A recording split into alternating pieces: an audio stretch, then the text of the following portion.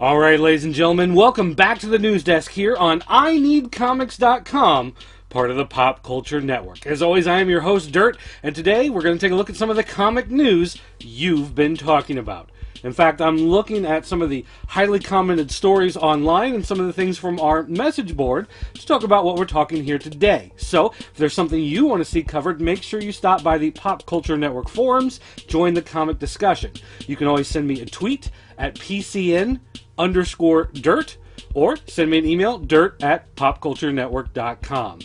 Now, getting into the news stories, first up this week, the Skrulls are not the villains of the new Avengers movie. Shortly after an image leaked showing a crashed UFO on the set of the new Avengers movie, Marvel Studios president Kevin Feige came forward to say that, in fact, it is not the Skrulls. It is an alien race that you know from the comics, but they're not a key part of the story. It's just something that happens as part of the fantastic world of the Avengers. So they're not setting up for the Kree-Skrull War or anything like that. Hopping over to Image, The Infinite, the story from Robert Kirkman and Rob Liefeld, is done.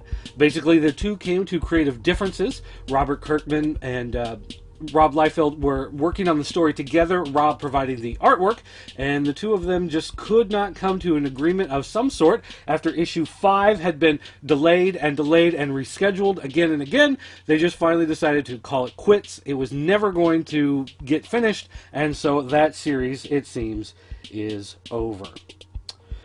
Marvel regained the top spot over DC Comics in December as far as money-wise goes in the market share. Reports out of Diamond Comic Distributors says that Marvel eked out a win over DC Comics in December, 34.43% to 33.74%.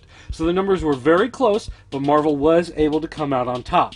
Now, DC had been in the lead quite a bit with the launch of the New 52. Their growth over Marvel shrunk quite a bit in the months following, and in December, Marvel just slightly edged them. We'll have to see what the new year brings, and whether or not the cancellation of 6 titles and the launch of 6 new titles later on this year will help to turn that back around. One of the whipping boys this week has been the Fox News affiliate. Most sites just report, hey, Fox News had this bad story. No one seems to mention the fact that this is a local news affiliate, not the national network. However, Fox 5 in Washington, D.C.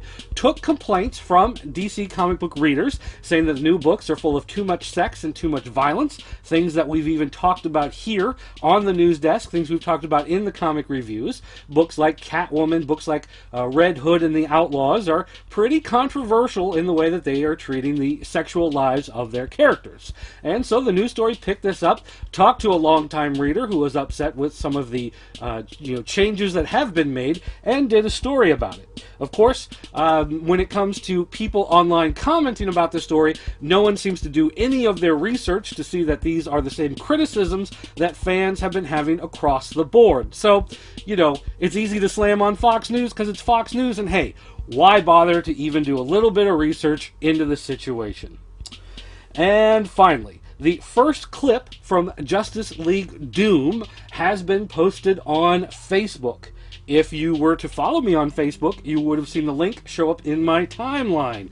Even if you followed me on Google+, you'd be able to find the link there, and I think it even was in my Twitter feed. If you want to find it, you can also stop by popculturenetwork.com, come to the comics forum, and you'll find a link where you can watch this first clip from the new animated movie from DC Animation.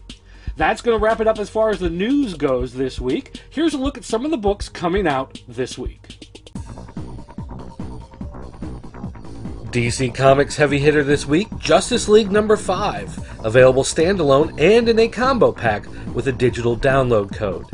Other members of the Justice League have solo books out: Flash, Superman, Batman, The Dark Knight, and Aquaman, the fan favorite surprise book of the year.